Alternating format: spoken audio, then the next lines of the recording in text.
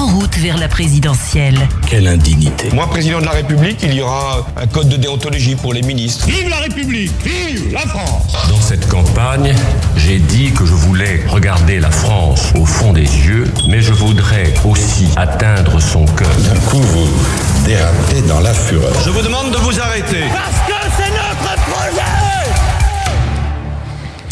En route vers la présidentielle, tous les après-midi, un éditorialiste vient nous raconter les coulisses de la campagne. J'ai le plaisir d'accueillir, comme tous les mercredis, Alexis Lacroix. Bonjour Alexis. Bonjour Steve. Ravi de vous retrouver. Vous êtes le directeur de la rédaction d'Actualité Juive. On revient évidemment avec vous sur ces déclarations d'Emmanuel Macron parues dans le Parisien du jour. Les non-vaccinés, j'ai très envie de les emmerder et donc on va continuer de le faire jusqu'au bout, a indiqué le chef de l'État devant des lecteurs du journal. Imprudence langagière, Alexis, ou stratégie décomplexée au sommet de l'État?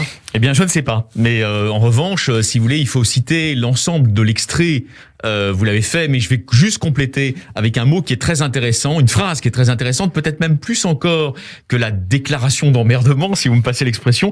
Un irresponsable n'est plus un citoyen. Donc, il y a l'idée affirmée par le président de la République, on ne va pas aller sur le terrain sanitaire, mais que l'ensemble des personnes qui refuseraient actuellement les vaccins à ARN messager seraient des irresponsables sur le plan sanitaire, et donc, à ce titre, qu'on pourrait les déchoir d'une partie de leurs droits de citoyen. Juridiquement, philosophiquement, c'est audible ce genre de déclaration? On va y venir justement parce que ça fait l'objet évidemment de très nombreuses contestations. Vous les avez citées avec Alexandra, de Valérie Pécresse à Yannick Jadot, des gens qui ne sont pas des extrémistes, s'indignent que le premier magistrat de France puisse tenir de tels propos qui reviennent en fait, selon eux, à une stigmatisation d'une catégorie de la population qui, jusqu'à nouvel ordre, n'est pas soumise à une obligation vaccinale, et pour cause. Et pour cause, car comme le rappellent un certain nombre de médecins, les effets secondaires, les side effects, comme on dit aux États-Unis, des vaccins à ARN messager, qui font l'objet, disons, d'une sous-estimation dans le discours médiatique, sont réels. Il y en a de deux sortes, d'ailleurs. Il y a les effets cardiaques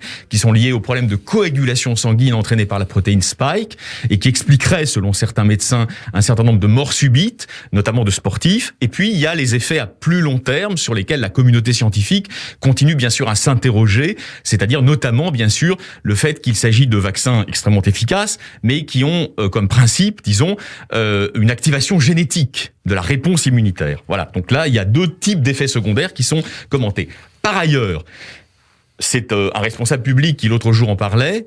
Il y a une étude qui est parue en juin dernier aux États-Unis, à l'instigation du MIT de Boston, du Massachusetts Institute de Boston, qui met en avant le fait que contrairement à ce qu'on dit, on va dire, dans les médias mainstream, on va essayer d'échapper justement à ce martèlement, beaucoup de personnes qui actuellement attendent les vaccins inactivés, c'est-à-dire les vaccins classiques, ne sont pas des personnes qui seraient dans un refus de principe de la vaccination et, on va dire, des principes scientifiques, de la protection vis-à-vis des maladies. Ce ne serait pas se faire vacciner avec du Pfizer ou du Moderna. Voilà, ce serait simplement des gens relativement informés et éduqués, selon cette étude, même avec souvent un haut niveau de compréhension des mécanismes scientifiques, qui auraient compris, d'après l'étude du MIT, qu'il y avait des problèmes, disons, importants sur ces vaccins, problèmes qui naturellement ne sont pas forcément relayés, on va dire, sur les chaînes info de flux, et pour cause, mais qui ne souhaitent pas donc courir ce risque. Et donc, évidemment, à ce titre, si c'est vrai,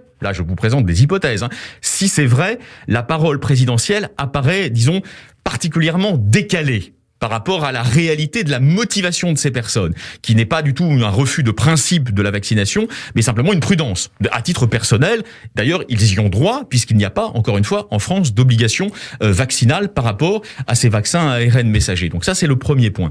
Deuxième point, vous me posez une question essentielle. Au fond, pourquoi le président de la République, qui va probablement annoncer son entrée en campagne, procède-t-il, disons, à une telle, à une telle exposition alors qu'il avait fait il y a quelques jours son mea culpa justement sur ces petites phrases. Alors c'est vrai qu'il y a eu. Quand il maillait son. C'est vrai qu'il y a eu. On va pas citer leur nom, peu importe, on s'en fiche. Mais il y a eu quand même un grand professeur de médecine qui signe une tribune dans laquelle il se demande s'il ne va pas falloir procéder à des tris entre patients et au fond au détriment des personnes dont on découvrirait que le schéma vaccinal n'est pas complet quand elles arrivent en réanimation.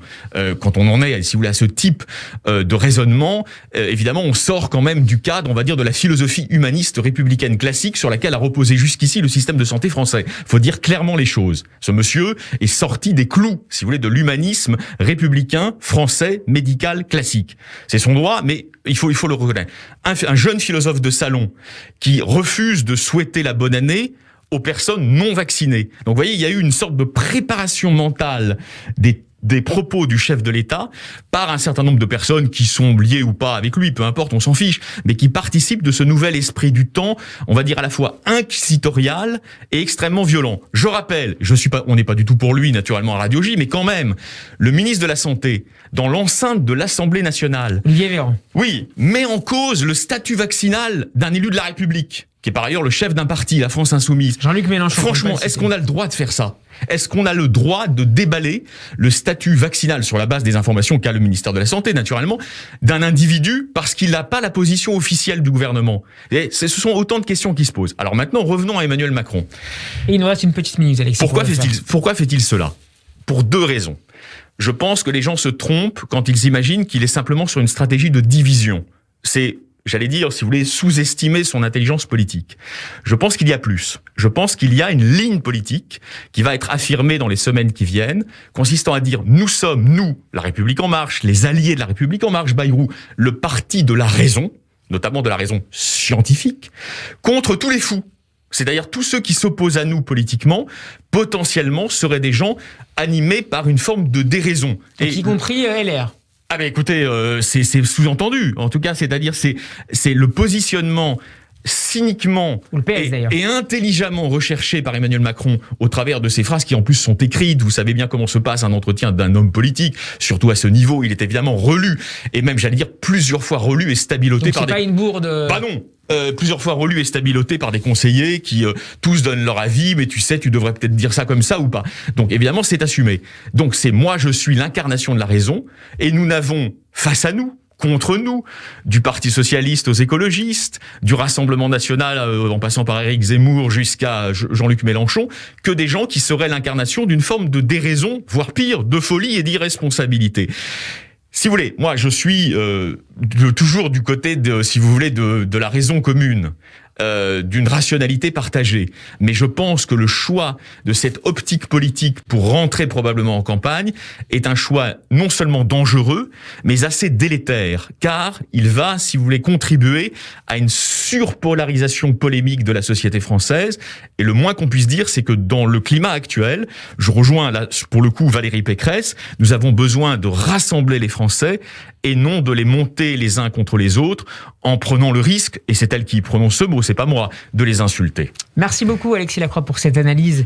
En route vers la présidentielle, c'est à retrouver en podcast sur radioj.fr et en vidéo sur la page YouTube de la radio. Nous serons demain en compagnie de Mickaël Darmon et on retrouvera également Alexis. Avec grand plaisir, pour présenter le nouveau numéro d'Actualité. Alors on partira en Israël, hein. C'est un spécial Israël. Tout à fait différent.